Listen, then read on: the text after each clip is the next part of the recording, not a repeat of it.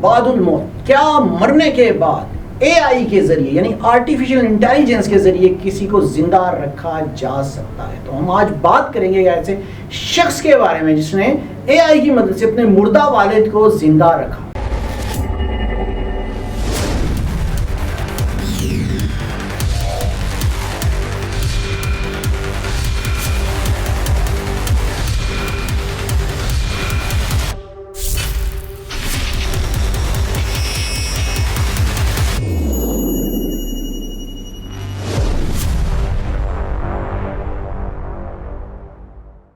2016 میں James browse کو علم ہوا کہ ان کے والد کو جان لیوا سرطان ہے یعنی کینسر ہے، تو ان کے پیروں تلے سے زمین نکلی۔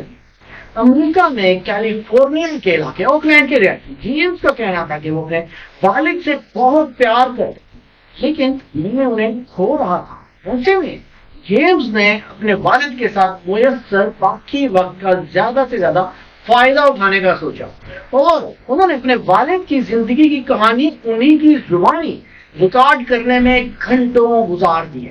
اسی زمانے میں جیمز مصنوعی ذہانت آرٹیفیشل انٹیلیجنس اے آئی میں اپنا کیریئر بھی شروع کر رہے تھے، لہٰذا جلد ہی انہوں نے اپنے والد کی ریکارڈ کی گئی آئیڈیاز کو ایک اے آئی پروجیکٹ میں تبدیل کر دیا۔ میں نے سوچا کیسا ہو اگر میں سب سے کچھ انٹریکٹیو بنا۔ یہ بات کر رہے تھے جیمز، وہ کہتے ہیں کہ میں چاہتا تھا کہ اپنے والد کی یادوں کو زیادہ بہتر طریقے سے محفوظ کر سکوں، ان کی شاندار شخصیت کا احساس ہمیشہ ان کے ساتھ۔ میں جیمز کے والد جب 2017 میں وفات پا گئے، تب تک جیمز اپنے والد کی ریکارڈنگز کو ایک اے آئی چیٹ بوٹ میں تبدیل کرنے میں کامیاب ہو، جو اس کے والد کی زندگی کے بارے میں سوالات کے جوابات دے سکتا تھا، وہ بھی ان کی اپنی آواز میں۔ ایک طویل عرصے سے سائنس فکشن فلموں میں لوگوں کو مصنوعی طور پر زندہ رکھنے کے لیے اے آئی کا استعمال دکھایا جا رہا ہے، لیکن سائنس میں ترقی کے ساتھ ایسا کرنا اب حقیقی زندگی میں بھی ممکن ہو گیا۔ جیمز نے 2019 میں ہیئر آفٹر اے آئی کے نام ایک اے آئی ایپ دیا، جو صارفین کو اپنے پیاروں کو اے آئی چیٹ بوٹ کی صورت میں ہمیشہ زندہ رکھنے کا موقع فراہم کرتا ہے۔ ان کا کہنا ہے کہ اگرچہ چیٹ بوٹ ان کے والد کی موت کے غم کو دور نہیں کر سکتا، لیکن یہ ان کی یادوں کو دھندلا ہونے نہیں دیتا۔ وہ کہتے ہیں کہ میرے پاس یہ حیرت انگیز انٹریکٹیو کمپیڈیم جن سے میں بات کر سکتا ہوں۔ جیمز کے ایپ ہیئر آفٹر کے ساتھ بھی اپنے پیاروں کی تصاویر بھی اپلوڈ کر سکتے ہیں، جو ایپ استعمال کرنے کے دوران ان کے اسمارٹ فون یا کمپیوٹر کی اسکرین پر ظاہر ہوتی ہے۔ لیکن یہاں کچھ کمپنیاں اے آئی چیٹ بوٹس کے معاملے میں اس سے کہیں آگے نکل چکی ہیں۔ جی ہاں، جنوبی کوریائی کمپنی کا تیار کردہ ڈیپ برین اے آئی گھنٹوں کی ویڈیو اور آڈیو شوٹنگ کے بل پر کسی بھی شخص کے چہرے، آواز اور انداز کی نقل کر سکتا ہے۔ ڈیپ برین کے چیف فائنانشل آفیسر مائیکل چنگ کا کہنا ہے کہ ان کا اے آئی کسی بھی شخص کا 96.5% مماثلت سے کلون بنا سکتا ہے۔ ان کا کہنا ہے کہ زیادہ تر لوگ اپنے مرحوم رشتہ دار کے اے آئی اوتار سے بات کرنے میں بے چینی محسوس نہیں کرتے۔ کمپنی کا خیال ہے کہ اس طرح کی ٹیکنالوجی ایسی روایت کو جنم دے سکتی ہے جس کے تحت لوگ اپنی موت کی پیشگی تیاری کرتے ہوئے اپنے خاندانی تاریخ، کہانیوں اور یادوں کو زندہ میراث کے طور پر چھوڑ کر جایا کریں گے۔ بہرصورت یہ عمل سستا نہیں ہے۔ صارفین کو فلم بندی کے عمل اور اپنی خواہش کے مطابق کلون کی تخلیق کے لیے $50,000 یا 39,000 یورو تک ادا کرنے پڑتے ہیں۔ اتنی لاگت کے باوجود کچھ سرمایہ کاروں کو یقین ہے کہ یہ ایپ مقبول ہونے میں کامیاب ہوگی۔ ڈیپ برین نے اپنے آخری فنڈنگ راؤنڈ میں $4 کروڑ حاصل کرنے میں وہ کامیاب ہوئے۔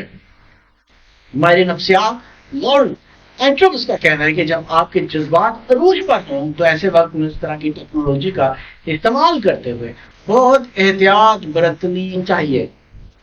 یہ خیال کہ آپ کو ان کی جو وفات پا چکے ہیں آواز سننے اور اس کے ذریعے بولے ہوئے الفاظ سننے کا موقع مل سکتا ہے، آپ کے لیے کافی پریشان کن بھی ثابت ہو سکتا ہے۔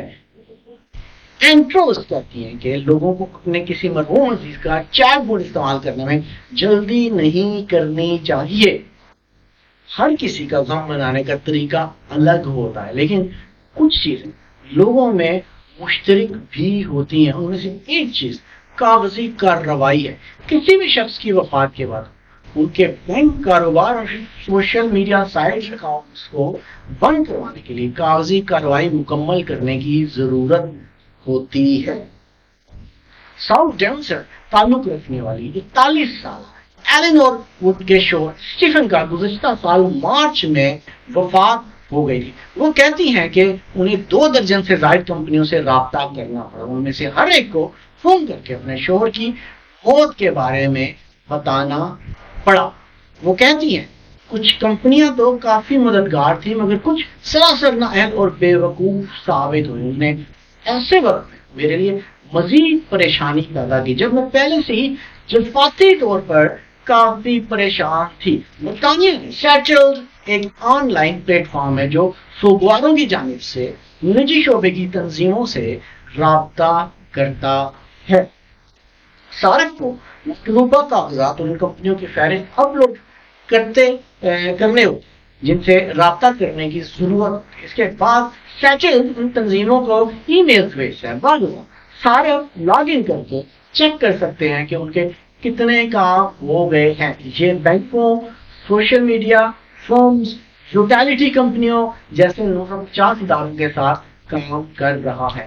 وکی ولسن اس کی شریک بانی ہے. انہوں نے 2020 میں اپنی دادی کی موت کے بعد اس کی بنیاد رکھی تھی. وہ کہتی ہیں کہ ٹیکنالوجی کا استعمال کرتے ہوئے ہم لوگوں کا جتنا بوجھ کم کر سکیں اتنا بہتر ہے. ان کا کہنا ہے کہ برطانیہ میں کسی شخص کی موت کے بعد اس کے اکاؤنٹس وغیرہ بند کروانے اور دیگر کاغذی کارروائیوں میں تقریباً 300 گھنٹے لگتے ہیں. ان کے مطابق اس میں سے 70% کام خودکار طریقے سے ہو. ٹیکنالوجی سے متعلق نیوز ویب سائٹ چیک راؤنڈ کے مطابق گریو ٹیک سیکٹر یا جسے ٹیک ٹیک کہا جاتا ہے اس کی مالیت $100 ارب تک پہنچ چکی ہے. ٹیک راؤنڈ کے ایڈیٹر ان چیف ڈیوڈ شوفن کا کہنا ہے کہ کورونا وبا کے دوران اس میں بہت تیزی آئی. ان کے مطابق کووڈ نے لوگوں کو زندگی کی اہمیت کا احساس دلایا اور لوگوں کو موت کے بارے میں خود بات کرنے میں مدد دی. اس کے نتیجے میں غم سے نمٹنے کے لیے ٹیک کے استعمال کو تیزی سے قبولیت حاصل ہوئی. ایک ساتھ بہت سارے لوگوں کو مطلع کرنے کی صلاحیت، آڈیو ریکارڈنگ یا تصویروں اور ویڈیوز کے ذریعے لوگوں کی یادوں کو زندہ رکھ پانا یہ سب سے اہم ہے. لیکن سوفر کا کہنا ہے کہ اس رجحان کا مطلب کہیں گہرا ہے. تکنیکی مسائل کے حل کے لیے ٹیکنالوجی کا استعمال اچھی بات ہے، لیکن ٹیکنالوجی کا اصل مقصد غیر تکنیکی مسائل کا جیسے کہ لوگوں کو غم سے نبردآزما ہونے میں مدد دینا ہے. تاہم کے خیال میں جب غم پر قابو پانے کی بات آتی ہے انسانی مدد کا کوئی بھی متبادل نہیں ہے. وہ کہتے ہیں کہ میں تصور نہیں کر سکتی کہ ٹیکنالوجی غم پر قابو پانے کے روایتی پہلوؤں سے آپ کو لوگوں کے قریب ہونے یا آپ کا خیال رکھنے کا احساس ہوتا ہے ان کا متبادل ہو سکتی ہے. لیکن ناظرین ٹیکنالوجی کس کس چیز کا متبادل ہو سکتی ہے یہ آپ کو بھی سوچنا ہے، ہمیں بھی سوچنا ہے.